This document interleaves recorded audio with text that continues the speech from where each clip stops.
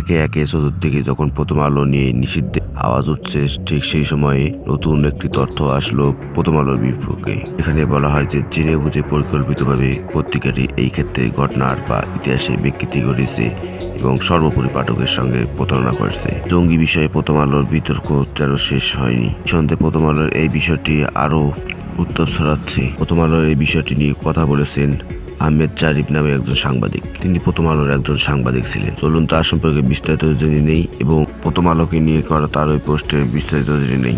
আহমেদ জারিফ প্রথম আলোর অপরাধ বিষয়ক সাংবাদিকতা করেছেন 2016 থেকে 2021 সাল পর্যন্ত। গুলশানের হোলি আর্টিজানের জঙ্গি হামলার ঘটনায় নিহত ফারাজ আইয়াজ হোসেনকে প্রথম আলোর বৈবাহিক বন্ধু পরিচয় দেয়া একজন সাহসী তরুণ হিসেবে সংবাদ কলাম মতামত ও স্মৃতিচারণ প্রকাশ করে আসছে।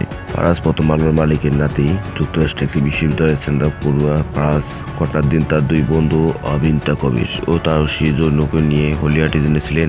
জঙ্গি হামলায় 3 জনের মৃত্যু হয়। প্রথম আলো প্রচারণা চালায় এই বলে যে মুসলিম হয় জঙ্গিরা ফারাজকে ছেড়ে দিতে চেয়েছিলেন, কিন্তু ফারাজ তার বন্ধুদের ছেড়ে আসতে চায়নি। ওই কলমে তার বন্ধুরা পশ্চিমা পোশাক পরায় তাদেরকে ছাড়েনি জঙ্গিরা। প্রথম আলোর এই প্রচারণার মূল সূত্র নিউ ইয়র্ক টাইমস পত্রিকায় 2016 সালের 2 জুলাই অর্থাৎ ঘটনার পরের দিন প্রকাশিত একটি প্রতিবেদন।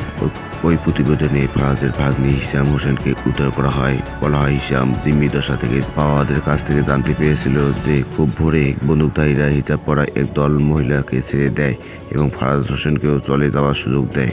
2020 সালের 13 অক্টোবর লেখা এই কলমে সম্পাদক আনিসুল হক মূলত বিপদের বন্ধু হিসেবে ফারাজকে যেভাবে তুলে ধরেছেন, যেটা তথ্য পুলিশ কিংবা প্রত্যক্ষদর্শী কারোর মধ্যে ছিল না।